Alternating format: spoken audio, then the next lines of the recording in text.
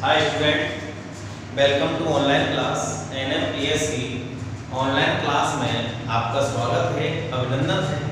देखो बच्चों, previous class के अंदर मैंने आपको हृदय की बाह्य संरचना एवं आंतरिक संरचना के बारे में समझाया था। आज की हमारी क्लास का टॉपिक है हृदय की कार्य प्रणाली, कि आखिर हृदय काम कैसे करता है। हृदय जो शरीर के अंदर रक्त को कैसे पहुंचाता है और अशुद्ध रक्त को वापस फेफड़ों में शुद्ध होने के लिए किस प्रकार से छोड़ता है, ये संपूर्ण इसकी कार्यप्रणाली के अंतर्गत आता है। देखिए बच्चों, हृदय एक पेशीय पंप होता है, अर्थात यह पंप की भांति कार्य करता है। यह अशुद्ध रक्त को संपूर्ण कोशिकाओं से फेफड़ों में शुद्ध होने के लिए भेज देता है और फेफड़ों से शुद्ध रक्त को शरीर के संपूर्ण भागों में पहुंचा देता है। यही हृदय की कार्यप्रणाली है। यह जो कार्य है कि अशुद्ध रक्त को फेफड़ों में पहुंचाना और शुद्ध रक्त को शरीर के संपूर्ण भागों में पहुंचाना, यह कार्य आलिंद और निलयों के संकुचन एवं शिथिलन के द्वारा संपन्न होता है। आलिंद और निलयों के लयबद्ध संकुचन एवं शिथिलन के द्वारा संपन्न होता है। यानी जो हृदय की जो कार्यप्रणाली है वो लयबद्ध तरीके से आलिंद और निलयों में संकुचन कैसे होगा और शिथिलन कैसे होगा, इन दोनों के द्वारा यह कार्य संपन्न होता है। हृदय की जो कार्यप्रणाली है, इस हृदय की कार्यप्रणाली को दो भागों में बांटा गया है। दोबारा से सुनिए बेटा, हृदय एक पेशीय पंप होता है जो कि अशुद्ध रक्त को शरीर से लेकर फेफड़ों में शुद्ध होने के लिए भेज देता है और शुद्ध रक्त को शरीर के संपूर्ण कोशिका एवं ऊतकों तक पहुंचा देता है। यह जो कार्य है, यह कार्य आलिंद एवं निलयों के लयबद्ध संकुचन एवं शिथिलन के द्वारा संपन्न होता है। अतः हृदय की जो कार्य प्रणाली है, इसे दो भागों में बांटा गया है। पहली है हृदय स्पंदन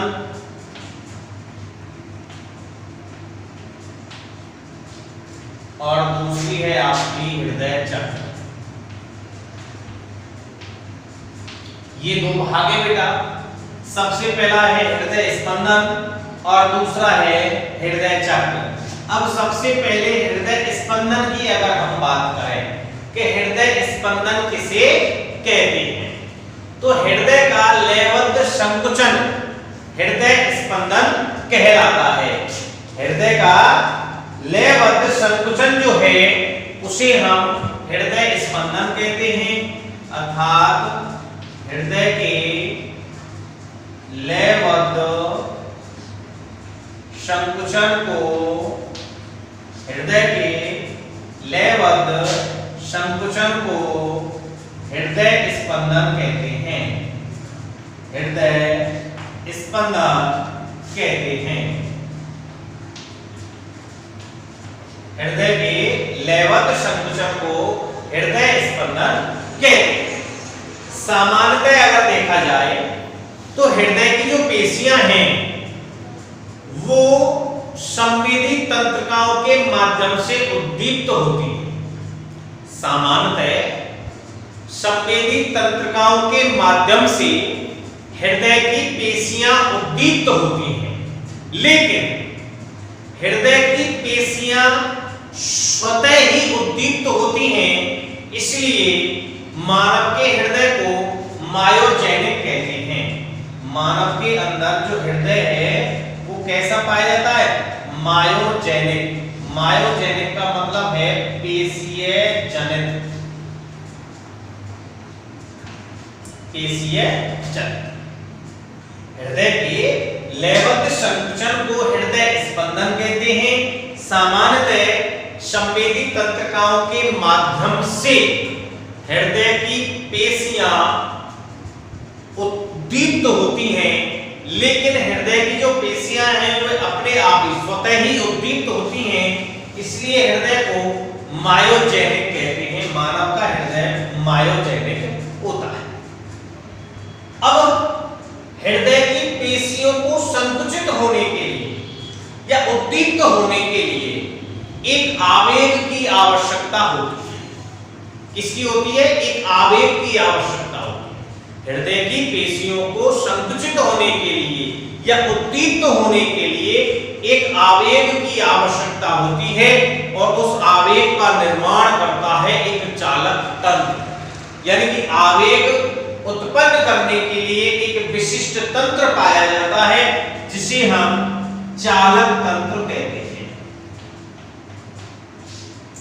चालक जो तंत्र है, इसका निर्माण हृदय पेशी, विशिष्ट प्रकार की जो हृदय पेशियां हैं उनसे होता है। चालक तंत्र के अंदर कौन कौन से घटक पाए जाते हैं? देखिए बेटा, S A node, A V node, हिस्की बंडल और पुरकिंजे तंतु।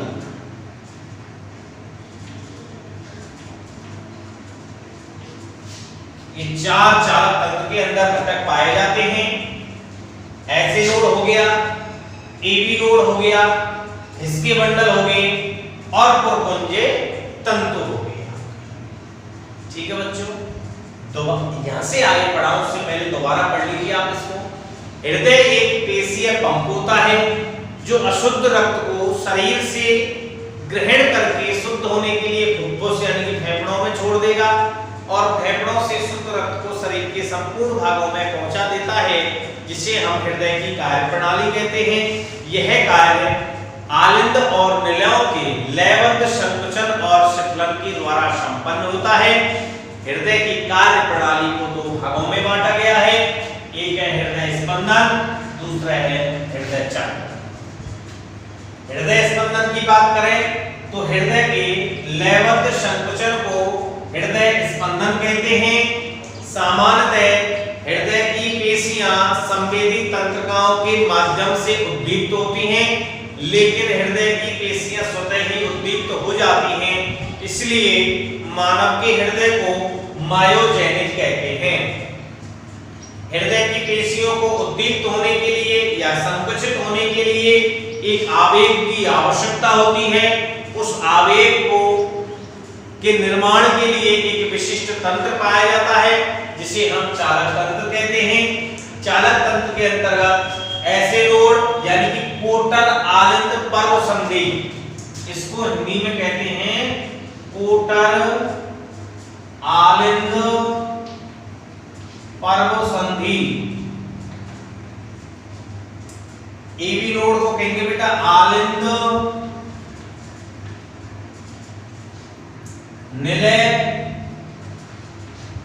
पर्व संधि। इसके अलावा हिस्के मंडल भी होते हैं और पुरकिंजे तंतु भी होते हैं।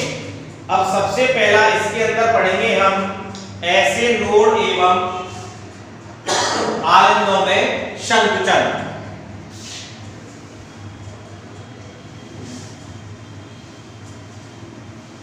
सबसे पहले पढ़ेंगे बेटा हम ऐसे नोड द्वारा आलिंदों में संकुचन कैसे होता है।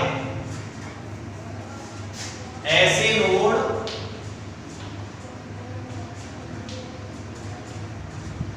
एवं आलिंदों में संकुचन।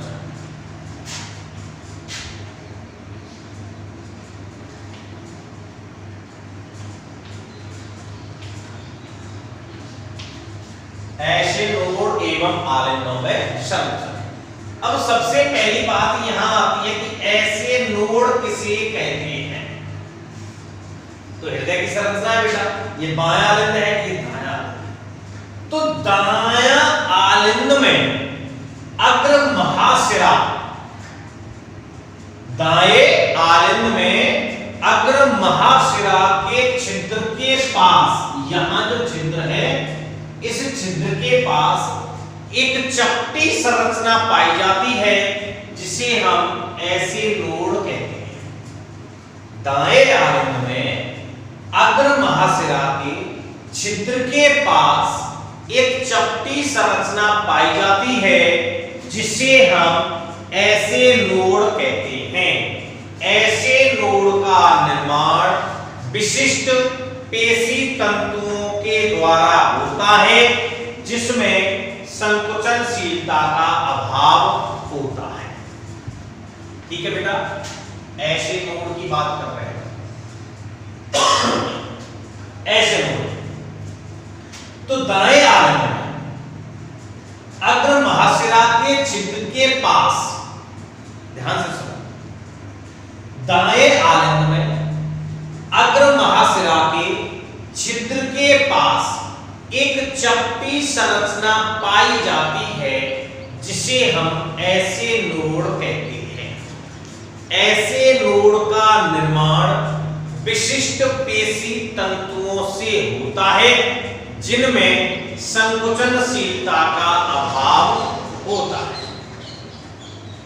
ऐसे नोड की जो पेशियां हैं उनमें स्वयं उत्तेजित या उद्दीप्त होने की क्षमता पाई जाती है जिससे एक सक्रिय क्रिया विभव का निर्माण होता है, अर्थात जिससे एक सक्रिय क्रिया विभव उत्पन्न होता है।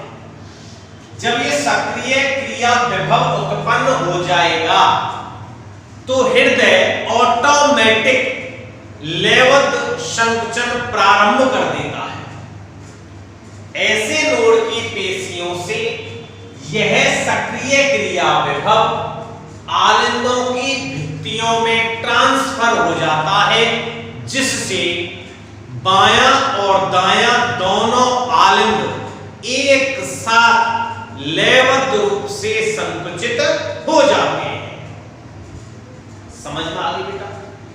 ये हो गया आपका ऐसे नोड एवं आलिंदों में संकुचन। सबसे पहली बात कि ऐसे नोड क्या है इसमें, तो ऐसे नोड क्या है बेटा कि दाएं आलिंद में अग्र महाशिरा के छिद्र के पास में एक चपटी संरचना पाई जाती है जिसे ऐसे नोड कहते हैं। ऐसे नोड का निर्माण विशिष्ट पेशी तंतुओं के द्वारा होता है जिसमें संकुचनशीलता का अभाव होता है। ऐसे नोड की पेशियों में स्वयं उद्दीप्त होने की क्षमता पाई जाती है जिसके कारण ऐसे नोड की पेशियां उत्तेजित होकर एक सक्रिय क्रिया विभव उत्पन्न करती हैं जिससे ऑटोमेटिक ही हृदय के आलिंदों में संकुचन प्रारंभ हो जाता है। ऐसे नोड की पेशियों से सक्रिय क्रिया विभव आलिंदों की दीवारों में संचरित हो जाता है जिससे दोनों आलिंद एक साथ लयबद्ध रूप से संकुचन प्रारंभ कर देते हैं। तो ये तो ऐसे नेड़ द्वारा आलिंदों में संकुचन हो गया। दूसरा, एबी नोड द्वारा निलयों में संकुचन।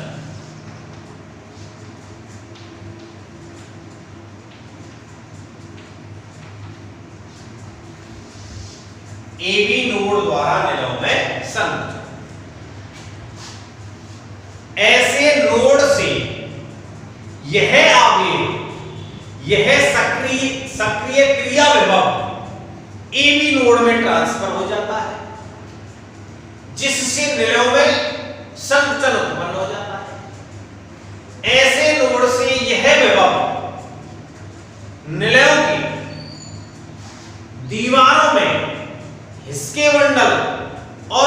पुरकुंजे तंतुओं में ट्रांसफर हो जाता है, जिससे लयबद्ध तरीके से दोनों निलयों में एक साथ संकुचन उत्पन्न हो जाता है। यह ऐसे नोड जो है यह हृदय गति का निर्धारक का कार्य करता है। अतः हम कह सकते हैं कि हृदय के स्पंदन दर की अगर हम बात करें तो 1 मिनट में हृदय 72 से 80 बार स्पंदित होता है। अर्थात सामान्य सी जानकारी है कि 1 मिनट में हृदय कितनी बार धड़कता है? 72 बार। यानी कि यह 1 मिनट के अंदर 72 से लेकर 80 बार स्पंदन की क्रिया करता है। तो ऐसे नोड जो है यह हृदय में हृदय की गति का निर्धारक के रूप में कार्य करता है। तो ये आपका हृदय स्पंदन हो गया बेटा। दोबारा से सुन लीजिए बेटा, हृदय का स्पंदन किसे कहेंगे कि हृदय का लयबद्ध संकुचन हृदय स्पंदन कहलाता है। सामान्यतः हृदय की जो पेशियां हैं वो आपकी संवेदी तंत्रिकाओं के द्वारा उद्दीप्त होती हैं, लेकिन हृदय की पेशियां स्वयं उद्दीप्त होती हैं, इसलिए इसे मायोजेनिक हृदय भी कहते हैं। हृदय में संकुचन के लिए एक विशिष्ट आवेग की आवश्यकता होती है, जिसका निर्माण एक विशिष्ट तंत्र के द्वारा होता है, जिसे चालक तंत्र कहते हैं। चालक तंत्र का जो निर्माण है वो हृदय पेशियों से होता है।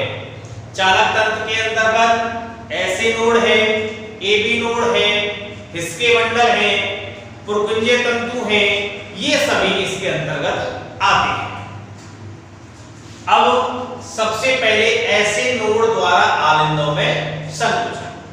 तो सबसे पहले ऐसे नोड क्या है कि दाएं आलिंद में अग्र महाशिरा के छिद्र के पास एक चपटी संरचना पाई जाती है, जिसे ऐसे नोड कहते हैं।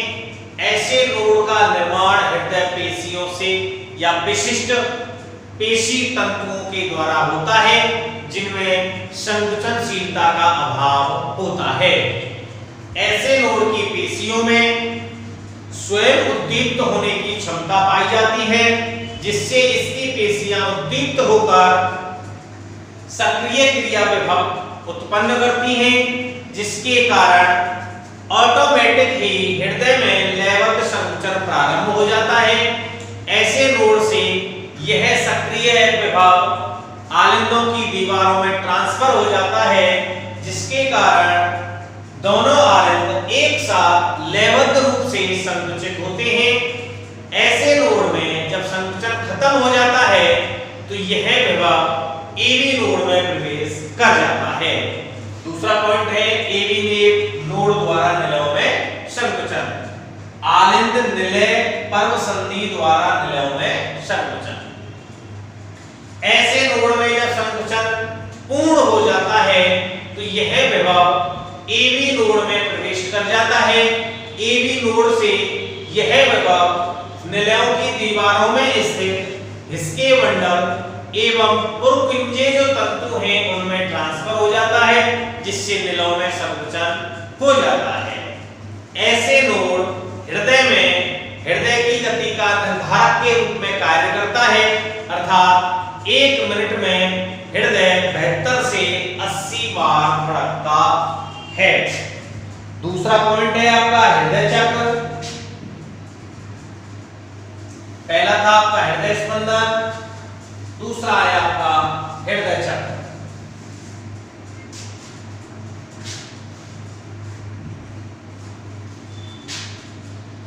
Third cycle.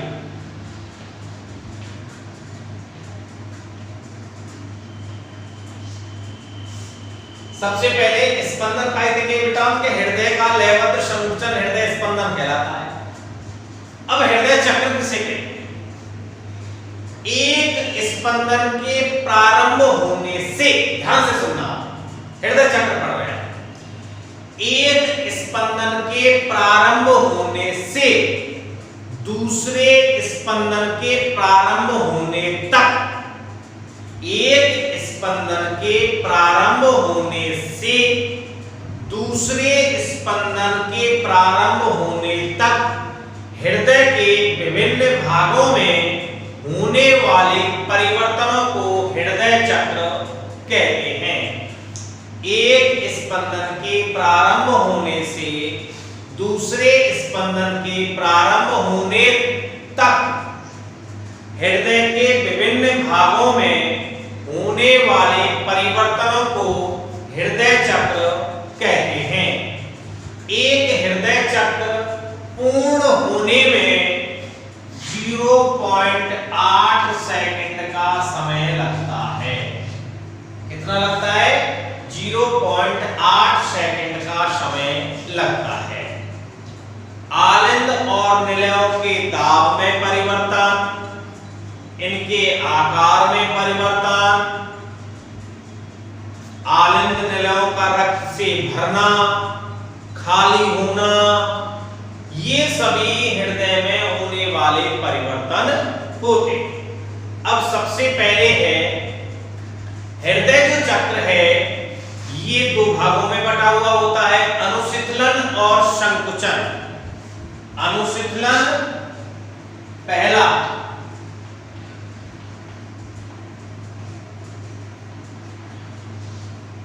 दूसरा है आपका संकुचन। अब सबसे पहले पढ़ते हैं हम आलिंदों में अनुशीतलन।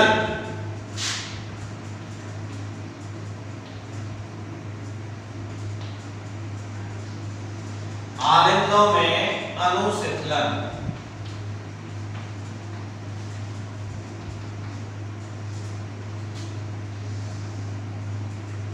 देखो बेटा, दोनों आलिंद हैं, ये बायां आलिंद है, ये दायां आलिंद है। दोनों आलिंद 0.7 सेकंड तक, दोनों जो आलिंद हैं ये 0.7 सेकंड तक शिथिल अवस्था में पाए जाते हैं। हृदय के दोनों जो आलिंद हैं वो दोनों के दोनों आलिंद 0.7 सेकंड तक शिथिल अवस्था में पाए जाते हैं। चक्र को पूरा होने में 0.8 सेकंड ही लगेंगे, तो अनुशीतलन में 0.7 सेकंड का समय लग गया, तो संकुचन में केवल 0.1 सेकंड का ही समय लगेगा। तो दोनों आलिंद 0.7 सेकंड तक शिथिल अवस्था में पाए जाते हैं। तो बाएं आलिंद में तो शुद्ध रक्त आएगा, कहां से? फेफड़ों से। किसके द्वारा आएगा?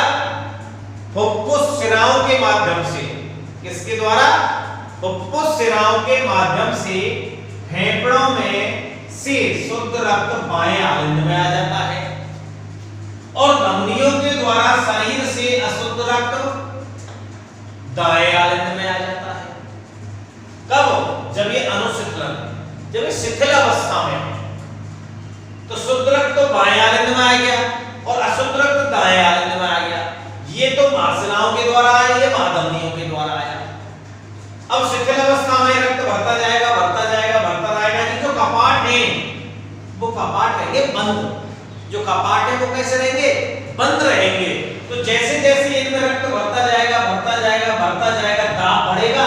जब दाब इसके अंदर बढ़ जाएगा तो ये कपाट खुल जाएगा, और कपाट खुलने से लगभग टोटल रक्त का 75% भाग भाई शिथिल अवस्था में है। रक्त आएगा, बढ़ता जाएगा, बढ़ता जाएगा, बढ़ता जाएगा, तो इसमें दाब बढ़ेगा नहीं बढ़ेगा? दाब बढ़ेगा तो ये कपाट खुल जाएंगे। खुलने से क्या होगा? 75% जो रक्त है वो निष्क्रिय अवस्था में ही निलयों के अंदर ट्रांसफर हो जाता है। दूसरी चीज बेटा, आलिंदों में संकुचन।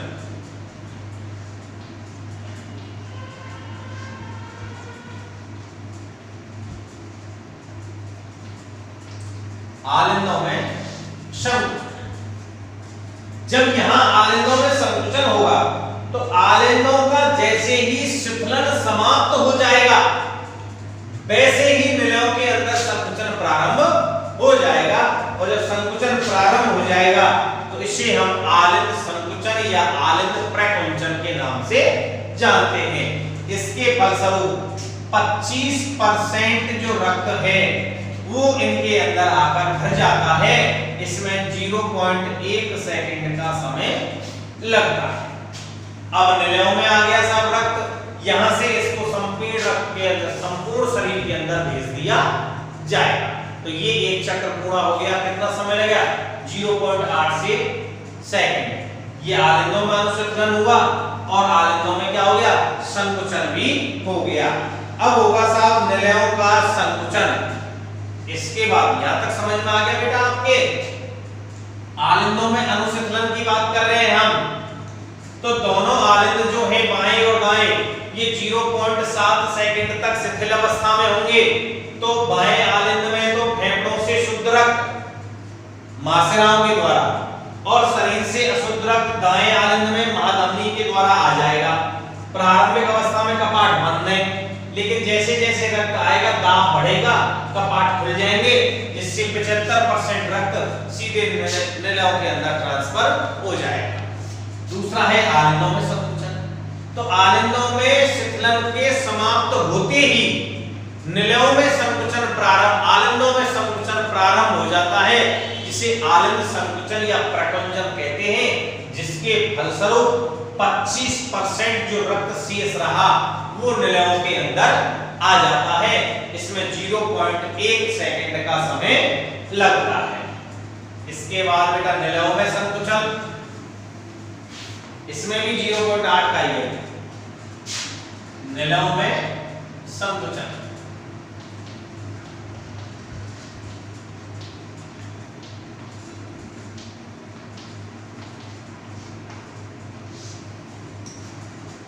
अब आलिंदों में जैसे ही संकुचन समाप्त हो जाएगा, आलिंदों में जैसे ही संकुचन समाप्त हो जाएगा तो निलयों में संकुचन प्रारंभ हो जाएगा, जिसमें 0.3 सेकंड का समय लगता है। 0.3 सेकंड का समय लगता है। संकुचन के कारण जब संकुचन होगा तो निलयों में दाब बढ़ेगा और दाब बढ़ने से इस निलयों में भरे हुए रक्त को शरीर के विभिन्न भागों में ट्रांसफर कर दिया जाता है। इसके जब दाब बढ़ जाता है तो द्विबल्ली व त्रिबल्ली जो कपाट हैं वो बंद हो जाएंगे, ताकि रक्त आलिंदों से वापस न आ सके। आलिंदों में रक्त वापस न आ सके और रक्त वाहिनियों में यहां से रक्त चला जाएगा। इसमें 0.3 सेकंड का समय लगता है। जैसे ही आलिंदों में संकुचन समाप्त हो जाएगा, निलयों में संकुचन प्रारंभ हो जाएगा, जिसमें 0.3 सेकंड का समय लगेगा। इसके अलावा संकुचन के कारण निलयों में दाब बढ़ जाएगा। जब इनके अंदर दाब बढ़ जाएगा तो द्विबल्ली और त्रिबल्ली कपाट जो हैं ये बंद हो जाएंगे, जिससे ये रक्त वापस आलिंदों में आने से रुक जाए। जब दाब इसके अंदर बढ़ जाएगा तो क्या होगा? रक्त वाहिनियों के अंदर रक्त को ट्रांसफर कर दिया जाएगा। इसके बाद बेटा निलयों का अनुशीतलन। निलयों का अनुशीतलन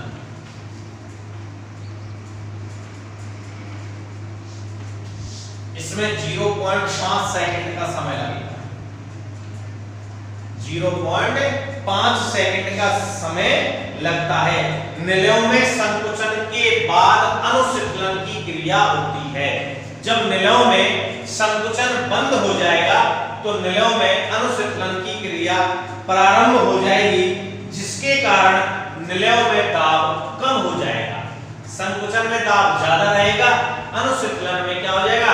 दाब कम हो जाएगा, जिससे अर्धचंद्राकार कपाट बंद हो जाते हैं। जब अर्धचंद्राकार बंद हो जाएंगे तो निलयों में संकुचन के समय आलिंदों में रक्त भरना शुरू हो जाता है। निलयों में जब अनुशीतलन हो जाएगा तो आलिंदों के अंदर, इनके अंदर आलिंदों के अंदर रक्त भरने का कार्य प्रारंभ हो जाएगा। इस क्रिया में 0.5 सेकंड का समय लगा, दोनों मिलाकर वही समय हो गया बेटा 0.8 सेकंड का समय। तो ये आपका हृदय चक्र हो गया। एक हृदय चक्र को पूर्ण होने में 0.8 सेकंड का समय लगता है। कितना लगता है? 0.8 सेकंड का समय लगता है। हृदय जो चक्र है वो किसे कहते हैं वो मैं आपको एक्सप्लेन कर देता हूं एक बार। हृदय चक्र क्या है? तो एक स्पंदन के प्रारंभ होने से दूसरे स्पंदन के प्रारंभ होने तक हृदय के विभिन्न भागों में होने वाले परिवर्तनों को हृदय चक्र कहते हैं। हृदय चक्र में 0.8 सेकंड का समय लगता है। इसके दो भागों में बांटा गया है, अनुशीतलन और संकुचन। अब जो परिवर्तन है उनके अंदर दाब में परिवर्तन है, आकार में परिवर्तन है, कपाटों का खुलना व बंद होना है, आलंदन निलयों का रक्त से भरना एवं खाली होना है। ये सभी इसके अंदर परिवर्तनों के अंतर्गत आते हैं। अब आप अपने नोटबुक उठाइए और नोटबुक उठाकर आप लिखने का कार्य प्रारंभ करें। हृदय की जो आंतरिक संरचना है उसका डायग्राम आपको किताब से बनाना है। हृदय की जो आंतरिक संरचना है उसका डायग्राम आपको किताब से बनाना है। उसके लिए जगह छोड़ दीजिए और उसके बाद हेडिंग लिखिए आप हृदय की कार्य प्रणाली। हृदय की कार्य प्रणाली।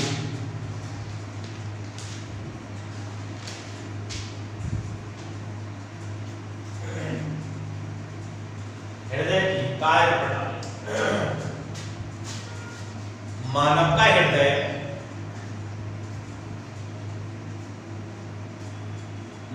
का हृदय एक पेशीय पंप के रूप में कार्य करता है। मानव का हृदय एक पेशीय पंप की तरह कार्य करता है तथा शरीर के विभिन्न भागों से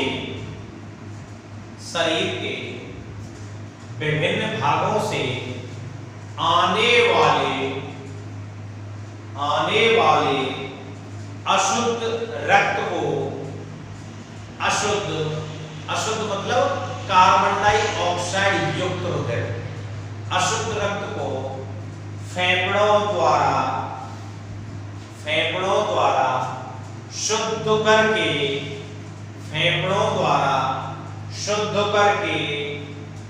इसे शरीर के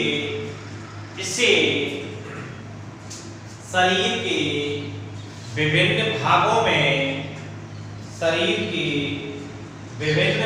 में भेजने का कार्य करता है।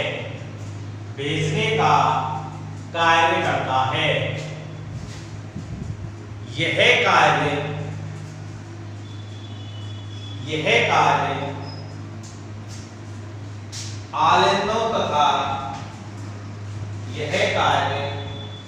आलिंदों तथा निलयों के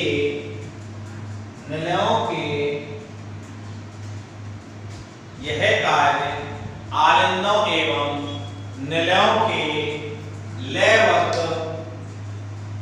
लयबद्ध संकुचन एवं शिथिलन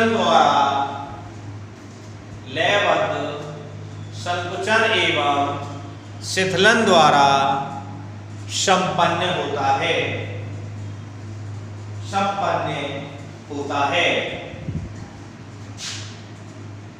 हृदय की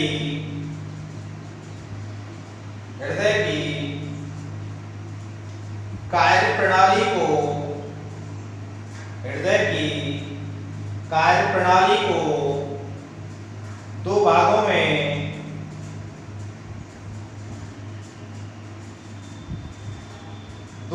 में बांटा जा सकता है।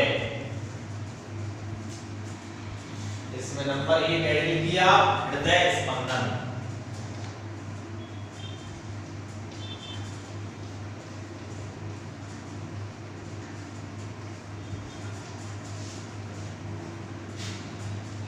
हृदय स्पंदन।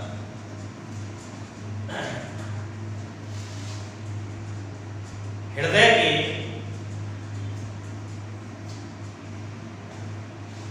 लयबद्ध संकुचन को, हृदय के लयबद्ध संकुचन को हृदय स्पंदन कहते हैं। हृदय के लयबद्ध संकुचन को हृदय स्पंदन कहते हैं।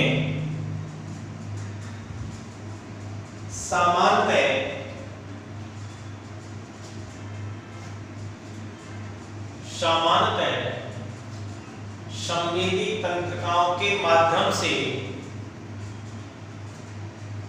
संवेदी तंत्रिकाओं के माध्यम से हृदय पेशियां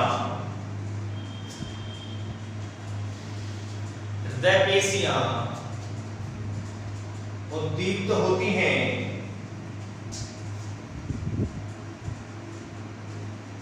लेकिन हृदय की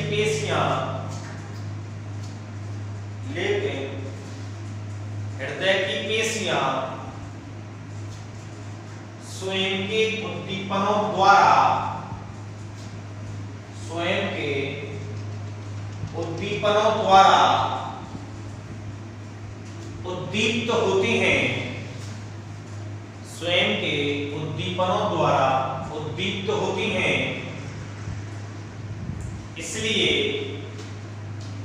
इसलिए मानव हृदय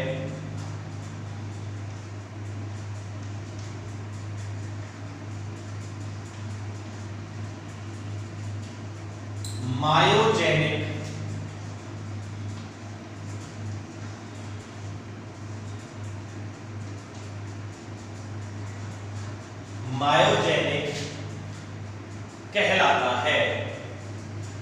मायोजेनिक कहलाता है।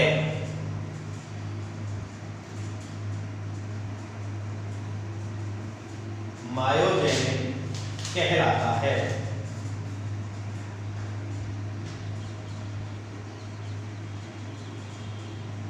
हृदय पेशी, नेक्स्ट लाइन से लिखेंगे, हृदय पेशियों के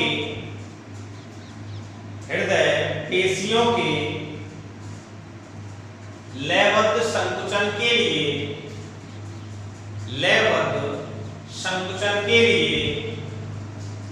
आवेग उत्पन्न करने वाले, हृदय पेशियों के लयबद्ध संकुचन के लिए आवेग उत्पन्न करने वाले एक विशिष्ट तंत्र पाया जाता है। आवेग उत्पन्न करने के लिए एक विशिष्ट तंत्र पाया जाता है जो कि हृदय पेशियों से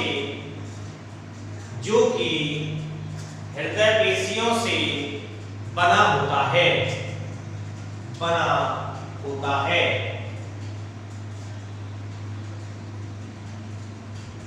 जिसे हृदय का चालन तंतु कहते हैं।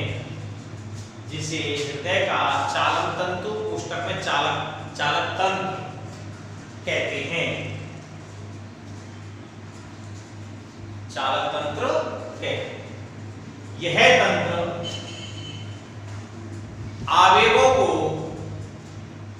यह तंत्र आवेगों को हृदय में तेजी से संचरित करता है। ठीक है बच्चों, यहां तक अगर कोई भी टॉपिक, कोई भी कंसेप्ट आपका क्लियर नहीं है, कोई भी समस्या है, तो आप कमेंट्स कर या मैसेज कर मुझे इन्फॉर्म कर सकते हैं।